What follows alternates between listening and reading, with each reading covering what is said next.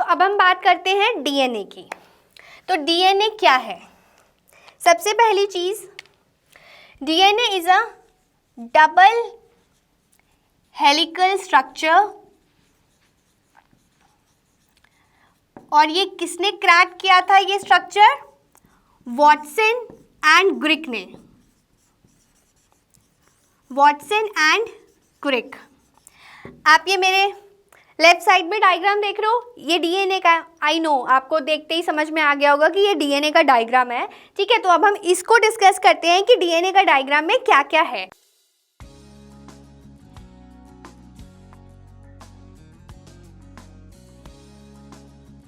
सबसे पहली चीज, DNA is a double helical structure that was cracked by Watson and Crick, which is based on the X-ray crystallography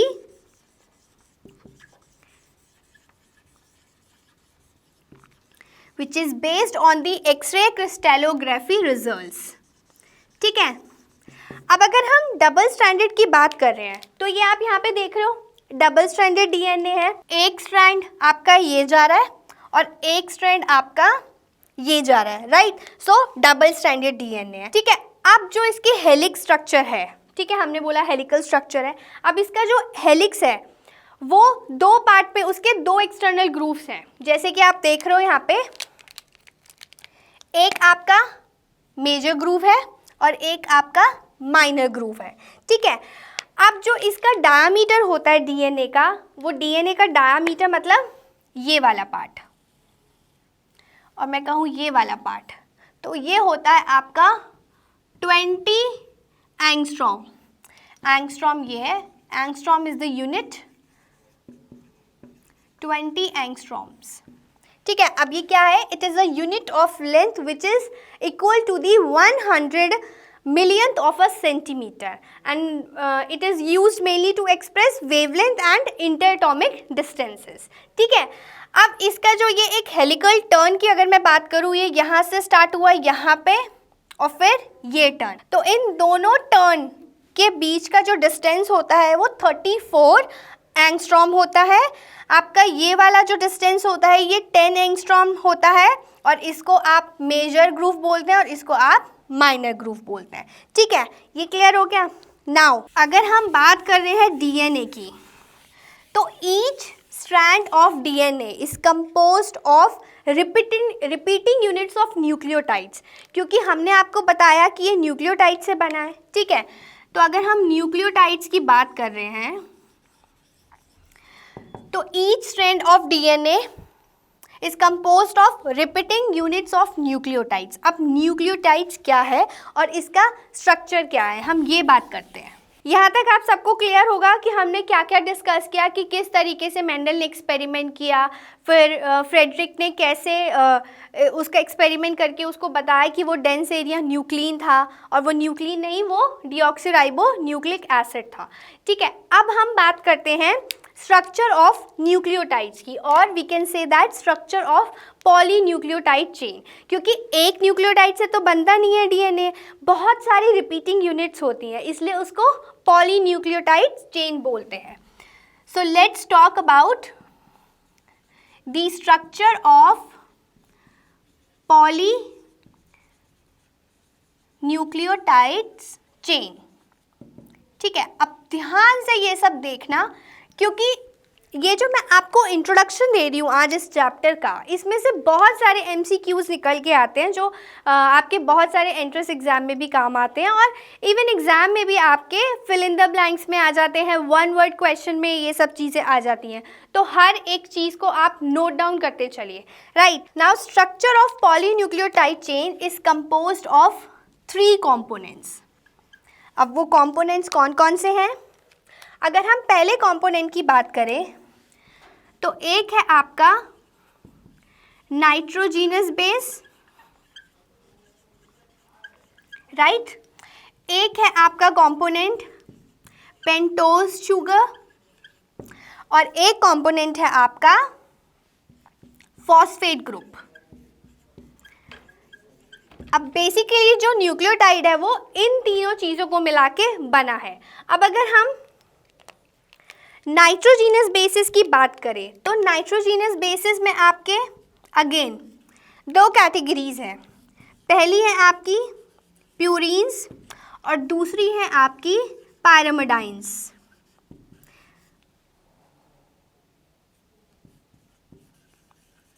ठीक है, इसको भी हम आगे फर्दर डिस्कस करेंगे कि प्यूरीन क्या है और पायरामिडाइंस क्या है। पेंटोज शुगर में अगेन आपके दो पार्ट्स हैं, एक है आपका राइबोज शुगर और एक है आपका डीऑक्सीराइबोज शुगर।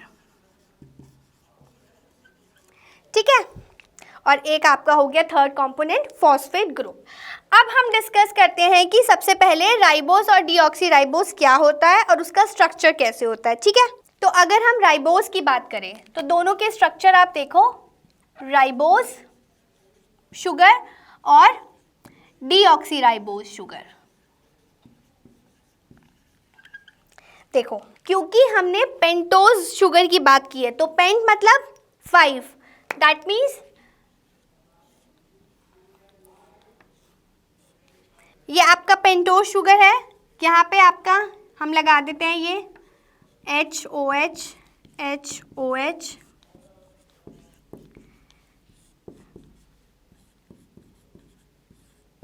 तो ये स्ट्रक्चर है आपका राइबोज शुगर का। अगर हम डीऑक्सीराइबोज की बात करें तो क्योंकि ये भी पेंटोज शुगर है, इसमें क्या डिफरेंस है आपका,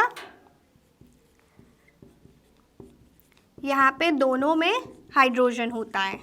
ठीक है, तो ये स्ट्रक्चर भी आप लोग को आने चाहिए कि राइबोज का स्ट्रक्चर क्या है और डीऑक्सीराइबोज का। अब डिफरेंस समझो, राइबोज जो है वो आरएनए के केस में हम यूज़ करते हैं और जो डीऑक्सीराइबोज है वो हम डीएनए के केस में यूज़ करते हैं। ठीक है, तो ये था आपका structure of pentose sugar. Next structure की अगर हम बात करें तो प्यूरिन और पायरामिडाइंस की बात करते हैं, जो कि आपके नाइट्रोजिनस बेस के कॉम्पोनेंट्स हैं। अब देखो, सबसे पहले हम देखते हैं प्यूरिन्स, जिसपे आपके अगेन दो पार्ट्स हैं, एक है आपका एडेनाइन और एक है आपका ग्यूनाइन।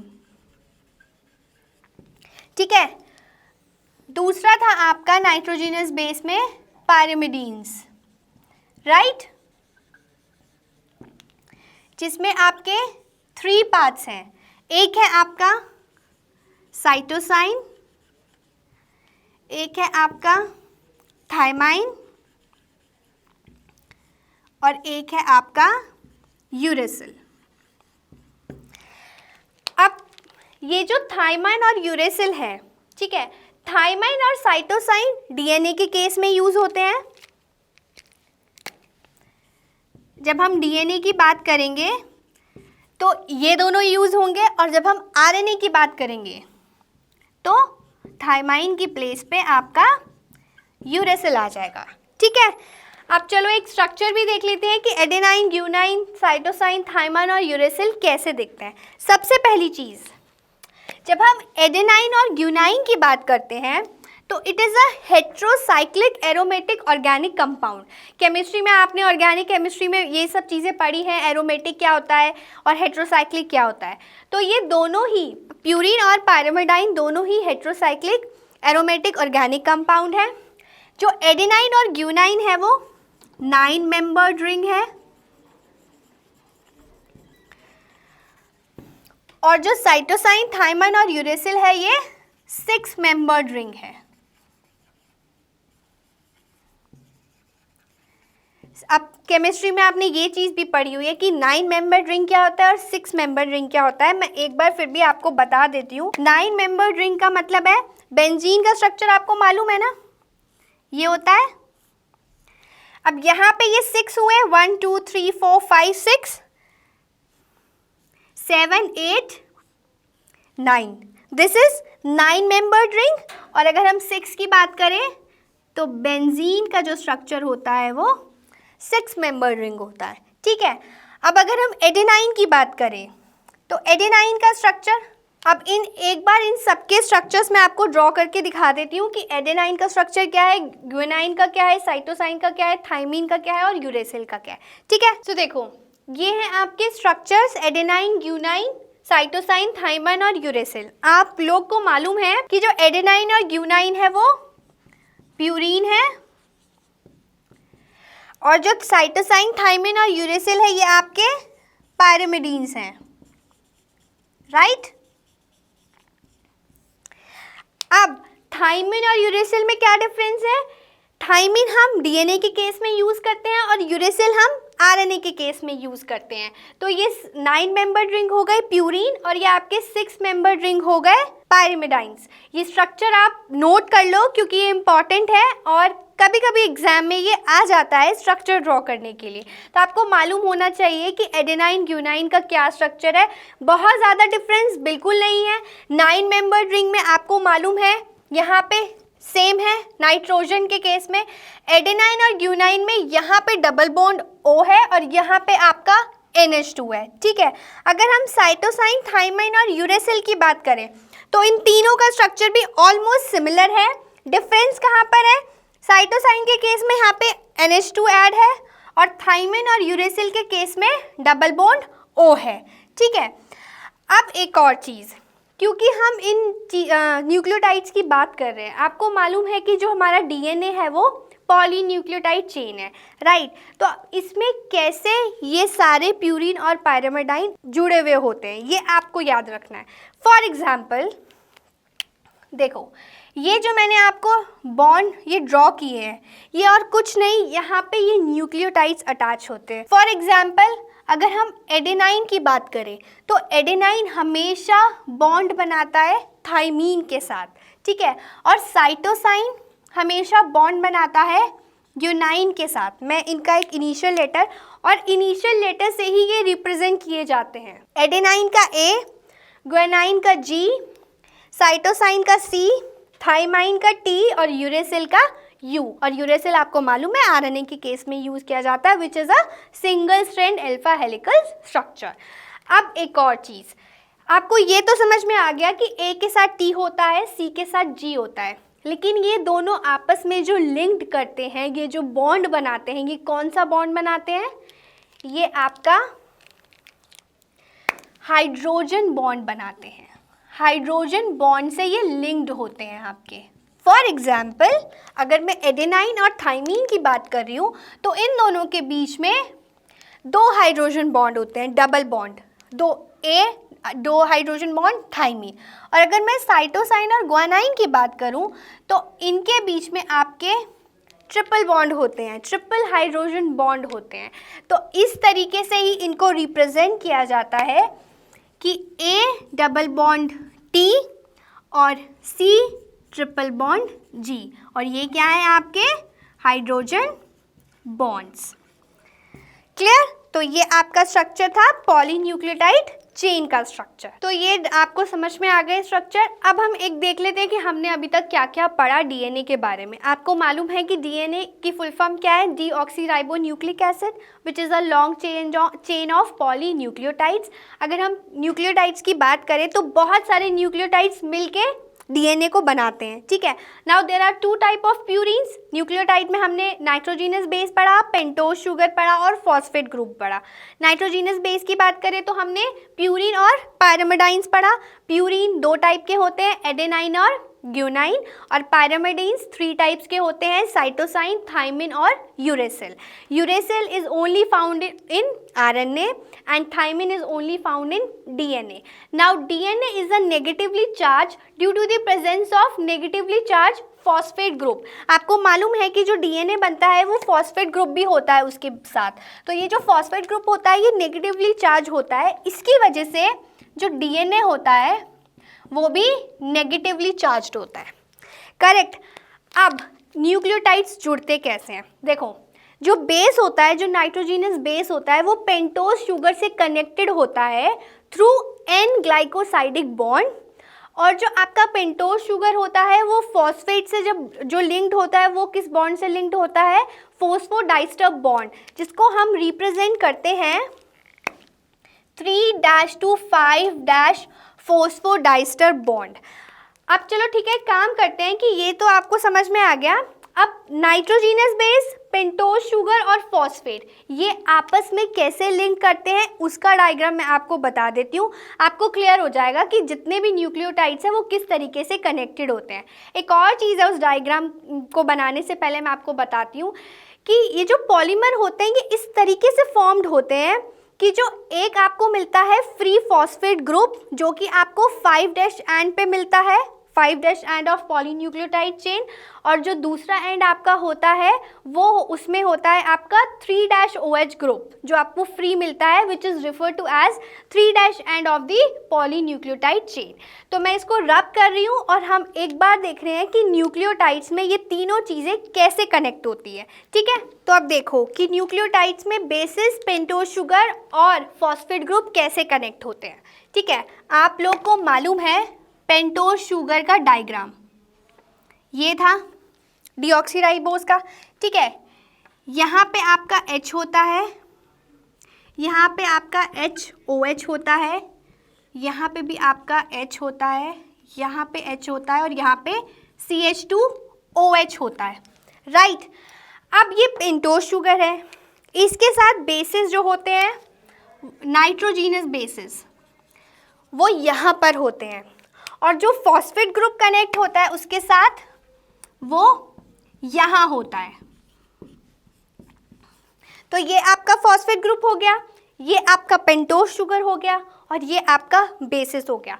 अब ये तो सिर्फ एक न्यूक्लियोटाइड की बात हुई। उसके बाद अगर मैं यहाँ से स्टार्ट करूँ 1 2 3 4 5, 3 एंड से दोबारा से एक फॉस्फेट ग्रुप ऐड हुआ, ये आपका राइट। यहाँ से अगेन ये वाली चेन स्टार्ट हुई आपकी, करेक्ट। देखो अब ये यहाँ से स्टार्ट हुआ,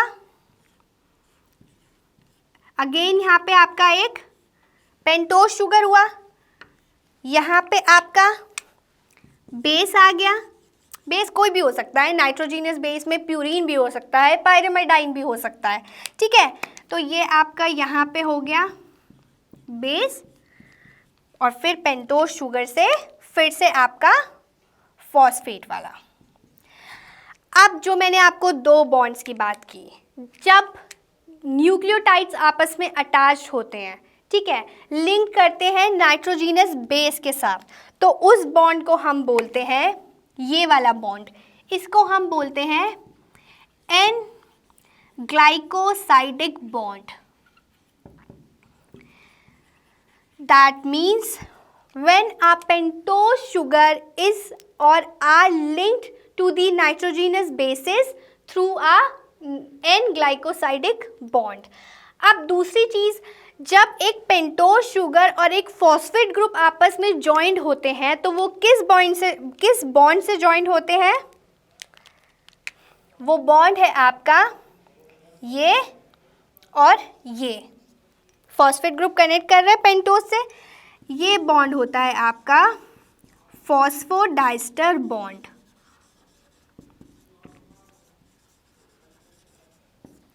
क्लियर? अब क्योंकि आपको मालूम है कि यहाँ पे बेसिस है, तो अगर तो यहाँ पे बेस हुआ सपोजिडली, मैं आपको बेसिस का भी बता देती हूँ, अगर यहाँ पे बेस हुआ एडेनाइन तो दूसरी न्यूक्लियोटाइड से वो इस तरीके से कनेक्ट होगा, मतलब कि ये यहाँ पे बेस आया तो इस तरीके से चेन आ जाएगी, यहाँ पे बेस, फिर उसके बाद पेंटोज शुगर और उसके बाद फॉस्फेट ग्रुप।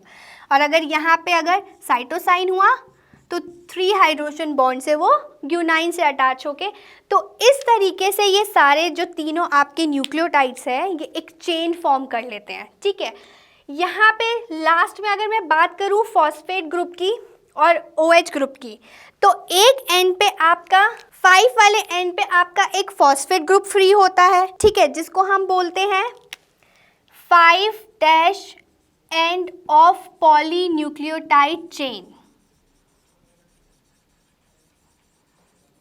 Polynucleotide chain.